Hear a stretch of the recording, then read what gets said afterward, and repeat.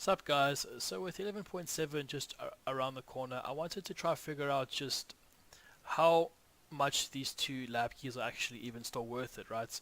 I don't know if you remember, but basically the Arsenal room has gone through many changes over the course of labs, been updated and changed and whatnot. Um, in the beginning, the room was pretty, I want to say, overpowered. You would go in there, find two or three of the bitcoins at a time. Then it was nerfed to where people would find hardly anything, even after doing two or three runs there.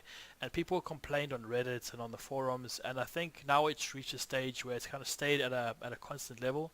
So I wanted to essentially do just a quick test to see, how much money are you really making when doing these runs to the Arsenal room, considering you have both the keys, right?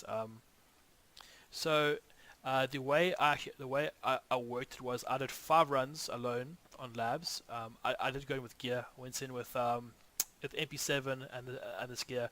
I was lucky enough that I didn't die once, and this is the gear I managed to extract with. Right now, obviously it's not all the items I could have picked up, but my goal was to try to be in there, to try to be in and out as fast as I possibly could. Now, the total worth of all these items, as seen here below, I think was around 1.3 million. Now, on average, I was spending about 5 minutes in raid. So, if you do the math, about every 5 minutes you're making about, I think, just under 300k, which really isn't that bad, um, considering. But you take into account you maybe spend like five extra minutes in there and you fight off the raiders once the alarms have been triggered. You're actually making some pretty good money.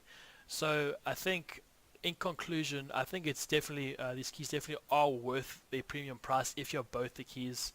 I think currently this late in the patch, if you only have one of them, it doesn't matter which one. I would just try to put on the market and to try to get the money for it and use that money to buy gear, and just to try and make this end of the patch as fun as you can. Thanks, dudes.